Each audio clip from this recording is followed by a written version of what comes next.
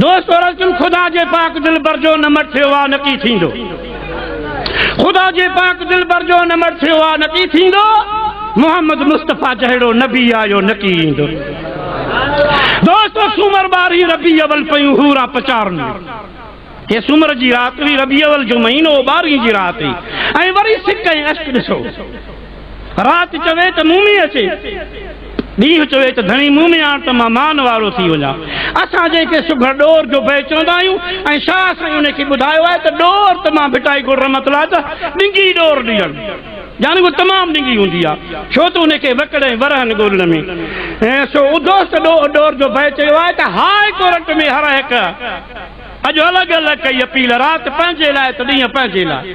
राति चवे त मुंहिंजा मौला मुंहुं में आण त मान वारी थी वञा ॾींहुं चवे त साईं मुंहुं में आण त शान वारो थी वञा हाई कोर्ट में हर हिकु जल चल कई अपील फ़ैसिलो तंजो फाए कयो राज़ करब जलील घोट जी त गुलण चवे त हुयनि सिक सबील पोइ अहिड़ो तंगर थुन तकमील जो कस न लॻनि कोरी जॾहिं अल्लाह पंहिंजे हबीब खे मोकिलियो राति वञण वारी ॾींहुं अचण वारो प्रभात में ॿिन्ही खे ख़ुदा राज़ी करे छॾे ॿिन्ही कई बगुल ख़ातिर तख़्त धणीअ खे तार फ़ैसिलो तुंहिंजो फयाज़ कयो साहिब सतार मेर साण मलूक चई जोड़नि जोड़ जबार जो भूरल में भाईवार थी पिया अधो अधु अबासी चए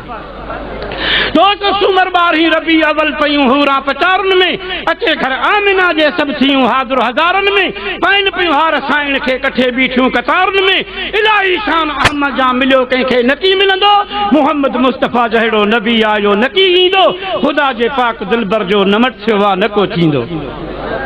आयो महबूब मौला जो भलारे हिन महीने में वसे पई नूर जी बरसात मके मिस्र मदीने में नबी जे नाम जी निस्बत रखो सलवात सीने में पर असां ते बार बिस्मिल्लाह सठो आ जंहिं नकी सांदो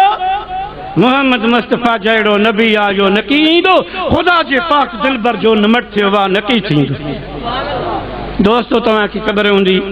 अहिड़ी दरगाह ते वेठा आहियो वरी वरी इहे ॻाल्हियूं ॿुधियूं हूंदियूं उथी वांगुरु जॾहिं उबते फलक ते चंड थियो फाको अबू जेल वारनि चयो त आसमानी मुइज़ो वठूं पर इशारो थी वियो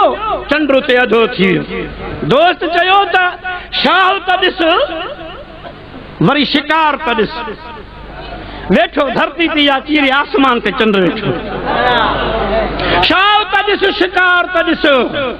वरी नर ॾिसो हीअ नार बि ॾिस पोइ बि अञा कमाल चयो उन सॼन जो साड़ त ॾिस उन्हनि को सूर वञे ई कोन थो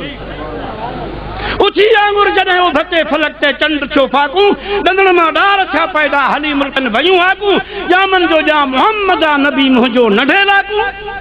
हो पत्थर आयो तार पाणी मां तरियो जोई नकी करंदो मोहम्मद मुस्तफा जहिड़ो नबी आयो नकी